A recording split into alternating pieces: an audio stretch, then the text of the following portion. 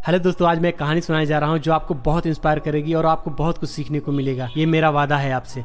अगर आपको कहानी पसंद नहीं आएगी तो प्लीज़ कमेंट बॉक्स में जरूर बताइएगा, और पसंद आएगी तो लाइक शेयर सब्सक्राइब जरूर कर दीजिएगा।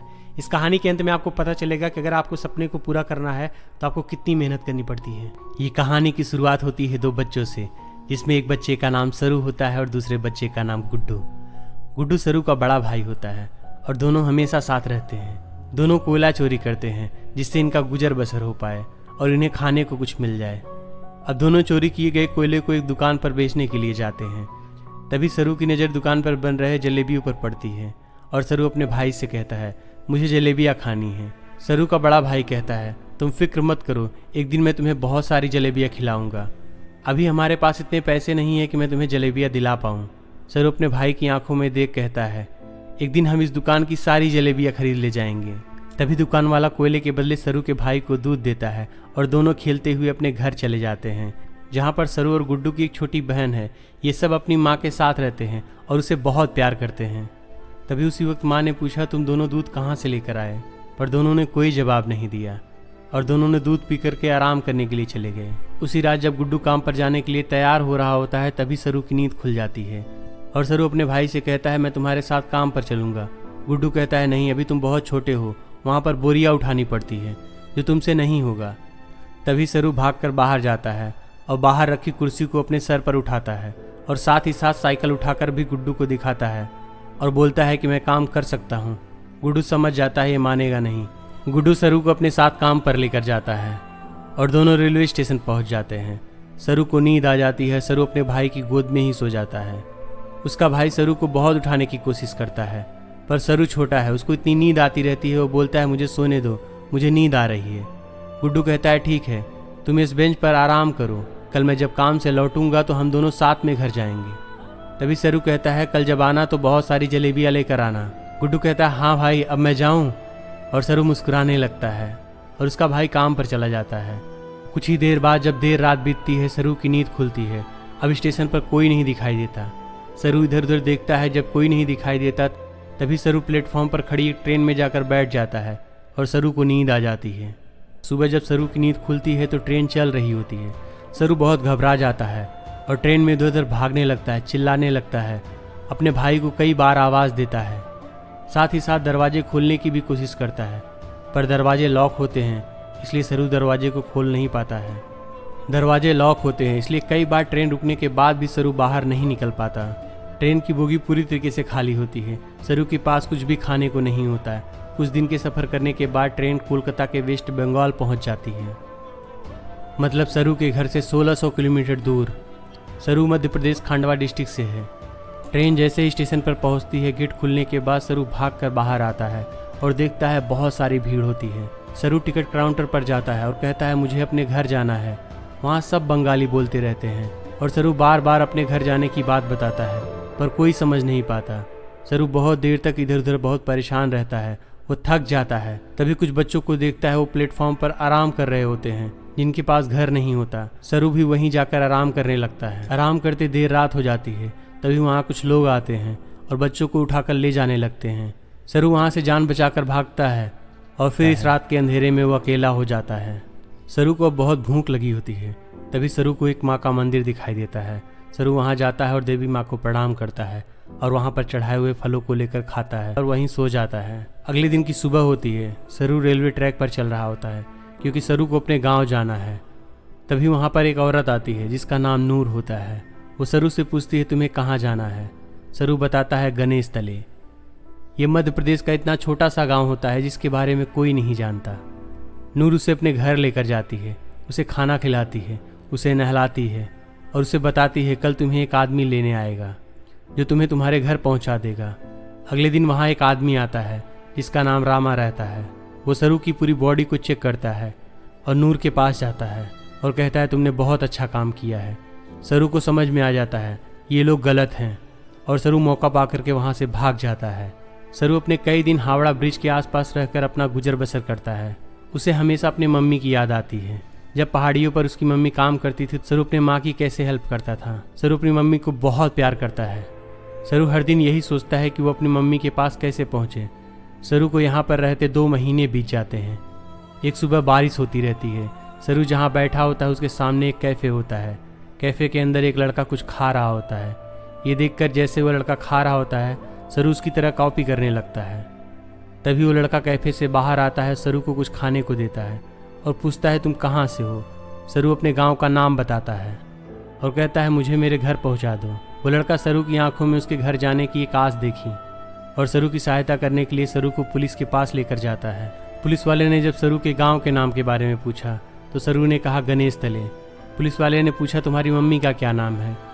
सरू ने कहा मम्मी। सरू इतना छोटा होता है उसकी मम्मी का नाम उसको याद नहीं होता और उसके बाद सरू की फ़ोटो खींच करके न्यूज़पेपर में दे दिया जाता है, पर इससे कुछ पता नहीं चलता। उसके बाद पुलिस वाले सरू को एक अनाथ आश्रम में डाल देते हैं। सरू को वहाँ रहते 3 महीने बीत जाते हैं। तभी सरू से एक दिन एक लेडी मिलने आती है जिसका नाम सूद होता है। वो सरू को बताती हैं हम 3 महीने से तुम्हारे परिवार और तुम्हारी मम्मी को ढूंढने की बहुत कोशिश कर रहे हैं। हमने न्यूज़पेपर में इश्तिहार भी दिया जिसे 1.5 करोड़ से ज़्यादा लोग पढ़ते हैं, पर कुछ भी नहीं पता चला। तभी सरू कहता है मेरा घर यहाँ से बहुत दूर है, मुझे मेरी मम्मी और मेरे भाई गुड्डू के पास जाना है। मिसेस सूद कहती हैं हमने तलाश करने की बहुत कोशिश करी पर शायद अब इसका कोई फ़ायदा नहीं। और मिसेस सूद सरू को समझाती हैं कि तुम्हें एक ऑस्ट्रेलियन कपल गोद लेना चाहता है। वो बहुत ही अच्छे लोग हैं, उनके साथ तुम बहुत खुश रहोगे। और सरू को बताती हैं कि तुम्हें अब ऑस्ट्रेलिया जाना होगा। इसके बाद मिसेस सूद सरू को अपने घर लेकर जाती हैं जहाँ पर और भी बच्चे होते हैं। मिसेस सूद सभी बच्चों को इंग्लिश के वर्ड और टेबल मैनर सिखाती हैं और उसके बाद सरू को ऑस्ट्रेलिया भेज दिया जाता है जहाँ पर मिस्टर जॉन और उनकी वाइफ सू दोनों सरू को देखकर बहुत खुश होते हैं। छोटे घर में रहने वाला सरू जब इतने बड़े घर को देखता है उसे बहुत अच्छा लगता है। वो बहुत गुमसुम रहता है क्योंकि यहाँ की हवा रहन सहन से वाकिफ़ नहीं होता। सरू की मॉम जिनका नाम सू है सरू को देखती हैं और बोलती हैं तुम्हारा सफ़र इतना आसान नहीं था, अभी तुम मुझे कुछ भी नहीं बता सकते पर एक न एक दिन तुम मुझे सब कुछ बताओगे। धीरे धीरे सरू उनके रहन सहन, बात करने का तरीका, उनका लाइफ स्टाइल सब कुछ सीख जाता है और वो सब बहुत खुश रहते हैं। अब 1 साल बीत जाता है। उसके बाद सरू की मॉम सू और उसके पिता जॉन एक दूसरे बच्चे को अडॉप्ट करते हैं, पर वो बच्चा एडजस्ट नहीं कर पाता। वो अपने आप को नुकसान पहुंचाने लगता है। मिस्टर जॉन उनकी वाइफ सू उस बच्चे की हेल्प करना चाहते थे, पर ये सब जॉन उनकी वाइफ सू देखकर बहुत दुखी होते हैं। मिसेस सू उस बच्चे के बारे में सोचकर रो रही होती हैं। तभी सरू उनके पास जाता है और उनके आंसू पोंछता है और उनके गले से लग जाता है। सरू अब उनको पूरी तरीके से अपनी माँ मान लेता है। धीरे धीरे वक्त बीतता है और 20 साल बीत जाते हैं। मिस्टर जॉन उनकी वाइफ सू को सरू पर बहुत गर्व होता है। सरू होटल मैनेजमेंट की पढ़ाई करने के लिए मेलबॉर्न जा रहा होता है। उस भाई से भी मिलता है जिसे मिस्टर जॉन उनकी वाइफ सू ने अडॉप्ट किया था। जबकि दोनों एक दूसरे को पसंद नहीं करते, फिर भी सरू अपने भाई से मिलता है। अब सरू होटल मैनेजमेंट की इंट्रोडक्टरी क्लास में पहुंच जाता है जहां पर सब अपने बारे में बताते रहते हैं। सरू बोलता है वो अपना होटल खोलना चाहता है। वो इंडिया से कलकत्ता से है। उसके बाद वहां पर जितने भी स्टूडेंट होते हैं हाउस पार्टी रखते हैं जहां पर सरू भी जाता है। यहाँ पर बहुत सारे इंडियन स्टूडेंट होते हैं, इसलिए खाने में इंडियन फूड भी होता है। सभी खाना खा रहे होते तभी सरू की नज़र जलेबियों पर पड़ती है और जलेबियाँ देखती है सरू को अपने भाई की याद आ जाती है। तब सरू अपने दोस्तों को बताता है वो कलकत्ता से नहीं, वो कहीं और से है। और वो बताता है कि कैसे वो अपने घर वालों से अलग हो गया था। बचपन में एक ट्रेन में बैठ गया था, जब ट्रेन रुकी तो वो कलकत्ता पहुंच गया था। और तभी एक लड़का पूछता है तुम कितने दिन ट्रेन में थे। सरू कहता है 2 से 3 दिन तक। फिर वो लड़का पूछता है तुम्हारे गाँव का नाम क्या है। सरू कहता है गणेश तले। पर शायद सरू अच्छे से अब प्रोनाउंस नहीं कर पा रहा है क्योंकि सरू को बस इंग्लिश आती है, वो हिंदी नहीं बोल सकता। तभी वो लड़का सरू को बताता है कि हावड़ा पुल से ट्रेन की स्पीड और टाइम को कैलकुलेट करके तुम्हारे गांव के रेडियस में पहुंचा जा सकता है। तभी उसी में से एक लड़की सरू को गूगल अर्थ के बारे में बताती है कि तुम इसके जरिए किसी भी जगह को ढूंढ सकते हो। पर सरू इसके बारे में ज़्यादा बात नहीं करना चाहता, उस पार्टी से निकल जाता है। इस पार्टी में एक लड़की रहती है जिसका नाम लूसी रहता है, जो सरू को बहुत पसंद करती है और दोनों करीब आते हैं। अगली सुबह जब सरू उठता है तो अपने मम्मी भाई बहन को बहुत याद करता है कि वो कितना परेशान हुए होंगे और फिर वो गूगल अर्थ पर अपने गांव को खोजने लगता है। साथ ही साथ टाइम और ट्रेन की स्पीड को कैलकुलेट करके अपने गांव के रेडियस में पहुंचने की कोशिश करता है। धीरे धीरे 3 साल बीत जाते हैं। लूसी और सरू का रिश्ता और भी अच्छा हो जाता है, पर सरू आज भी अपने परिवार के लिए परेशान है। उसको अपने भाई की झलक पहाड़ों में दिखती है। सरू अपने परिवार को खोजने में इतना खो जाता है कि सरू की अब लड़ाई लूसी से होने लगती है और दोनों अलग हो जाते हैं। सरू लूसी से कहता है तुम मुझसे अच्छा आदमी डिजर्व करती हो।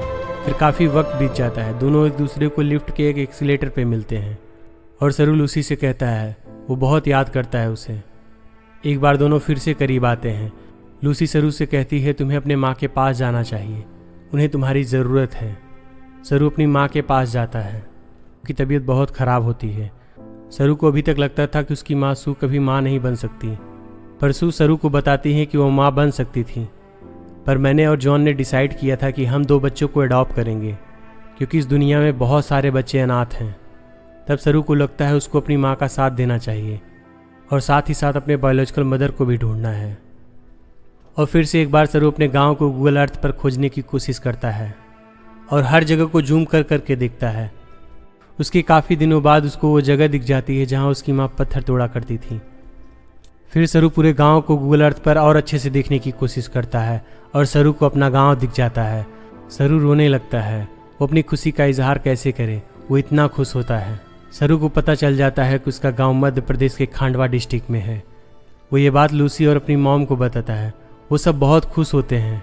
वो सब चाहते हैं कि वो इंडिया जाकर अपने परिवार से मिले। सरू उसके बाद भारत आ जाता है। उन सब जगहों को देखता है जहां उसने अपना बचपन गुजारा था। धीरे धीरे अपने बचपन की तरफ बढ़ता है और अपने घर के पास पहुंच जाता है।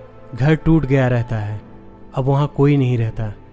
सरू गांव वालों से पूछने की कोशिश करता है, पर उसकी भाषा को कोई समझ नहीं पाता, क्योंकि सरू को अब बस केवल इंग्लिश बोलने आती है।